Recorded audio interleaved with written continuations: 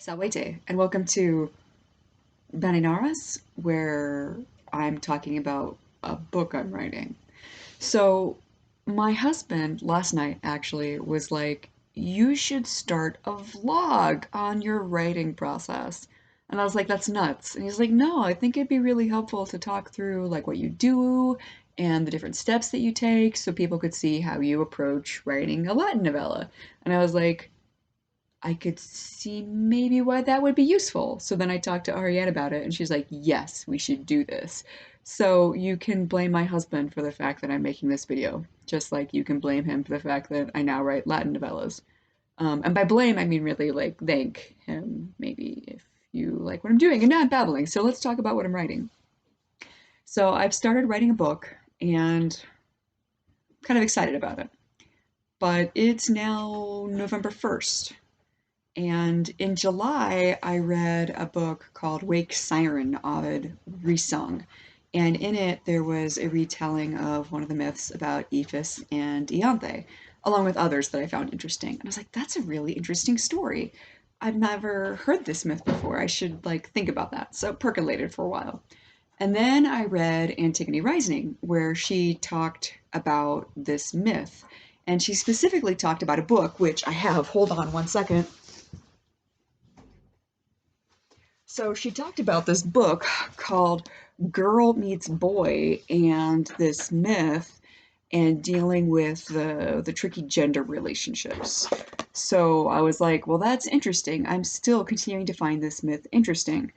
Um, and then I was reflecting on some of those tricky relationships, and so I like Googled this myth, and the myth Ephus becomes a boy, a male, a man at the end of the story.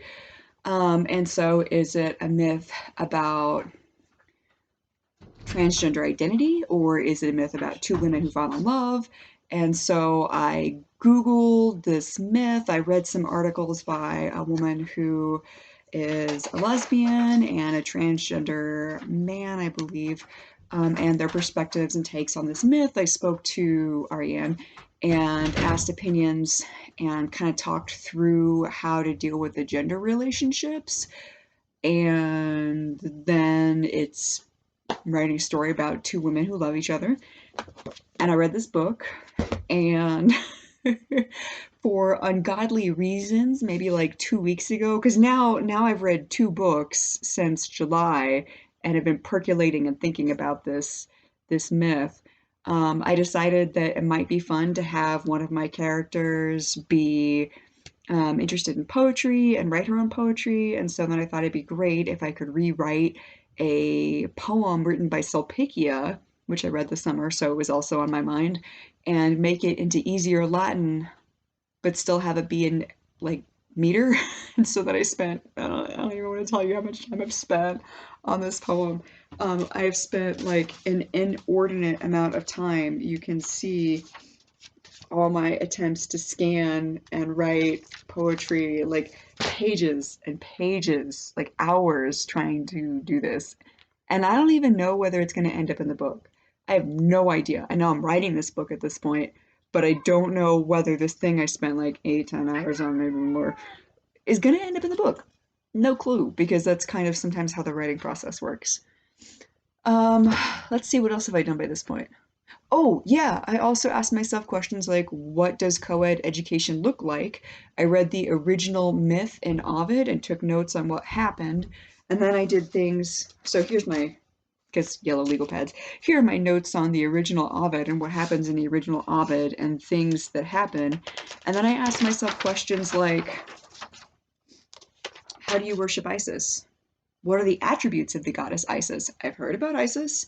I don't know much about her. So I've read about Isis. I've also read about co-ed education because in the original myth, Evis and Ianthe meet at school. And so I'm like, well, obviously they were learning together. So what does that look like? I also I also asked myself questions like, where is Knossos? I know it's in Crete, but like, where in Crete is it? What is the topography of Crete like?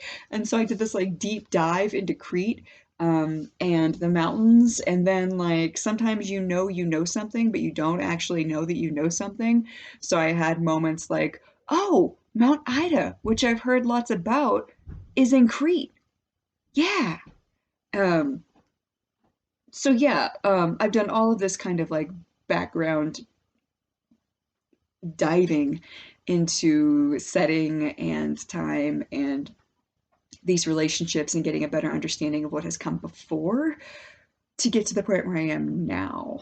I've also done things like make lists about my characters because we love lists about characters. So, what kind of girl is Ethis? What kind of girl is Ianthe?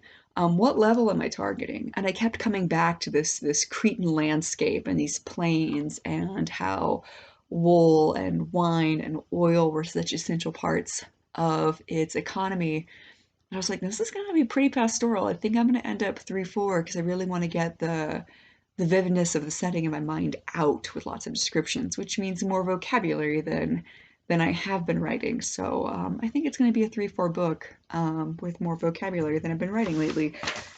Anyway, I've also looked at the vocabulary and looked at like animal pastoral related vocabulary. I've looked at vocabulary related to education because there's school learning going on.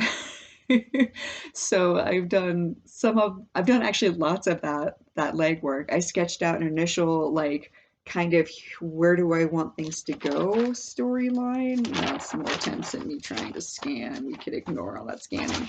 And there's like little arrows all over the place. And then for the last 2 days, I've been really chunking it into pretty big descriptive chunks of what happens next in this story. So by this point, you've listened to me talk about my story writing process for a kernel of an idea of a story that I thought that I might like to write from a book that I read in July, from another book that I read in August, from another book that I read in, I guess this would be like October. Multiple discussions that I've had, reading articles online, doing research, looking at vote. So now I think I'm ready to write my story. So this is where I am right now. And I'll give you updates on how this story writing process is going. Oh, and then don't forget, even though I'm starting a story, I'm still finishing another one with formatting and adding artwork and like actually publishing that bad boy because this is the life of a Latin novella writer who does this for fun. All right, stay tuned. You'll see more. Walete.